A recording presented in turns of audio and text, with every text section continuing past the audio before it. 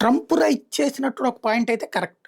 ఇప్పుడు అమెరికాకి వెళ్ళి అక్కడ యూనివర్సిటీలో చదువుకోవడం అంటే, ఆ దేశపు విద్యా వ్యవస్థ మీద నా దేశం ఖర్చు పెడుతుంటది కదా!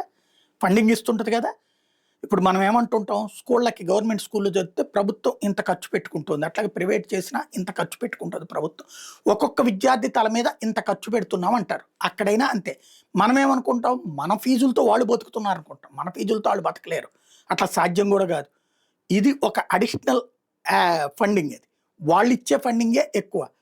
దాంతో మన అమెరికా డబ్బులతో పెట్టుబడితో చదువుకుంటున్నటువంటి వాళ్ళు, అక్కడ తర్వాత వెనక్కి వెళ్ళిపోతే, అంటే వేరే దేశాలకు వెళ్ళిపోతే, దానివల్ల అమెరికాకి నష్టం కదా అన్నది ట్రంప్ తాజాగా చేస్తున్నటువంటి వాదన. విదేశీ విద్యార్థులు వెళ్ళొద్దంటున్నారు. ప్రఖ్యాత విద్యా సంస్థలో చదివి స్వదేశాలకు వెళ్ళడంతో నష్టపోతున్నామంటున్నారు. వాస్తవంగా చెప్పాలంటే, భారతదేశం నుండి గానీ, ఈ చిన్న చిన్న దేశాల నుండి గానీ, లేదా ఇతర ఏసియా కంట్రీస్ నుంచి వెళ్ళినోళ్ళు అక్కడ ఉన్నత విద్యా సంస్థలో చదివితే వెనక్కి రావట్లేదు. అక్కడే ఉండిపోతున్నారు. ఎవరయ్యా అంటే యూరప్ దేశాల వాళ్ళు అక్కడ చదువుకుంటే మళ్ళీ వాళ్ళ దేశాలకు వెళ్ళిపోతున్నారు.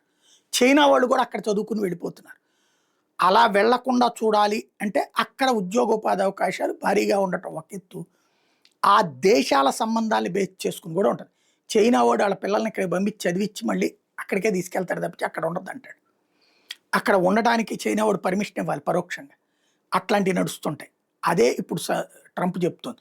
వాళ్ళ డబ్బుతో చదువుకున్నప్పుడు అక్కడే చదివి ఉద్యోగాలు ఉండేటట్టు చేయడం అన్నాడు. కాకపోతే ఇది ఆయన పాలసీకి విరుద్ధం. మనోళ్ళు అక్కడికి వెళ్ళి అక్కడ చదువుకుని అక్కడే ఉద్యోగాలు చేయడానికి భారతీయుల్లో 100కి 80% మంది సిద్ధం. అవసరమైతే ఎవరన్నా డొనేషన్స్ తీసుకునైనా వెళ్ళొస్తారు.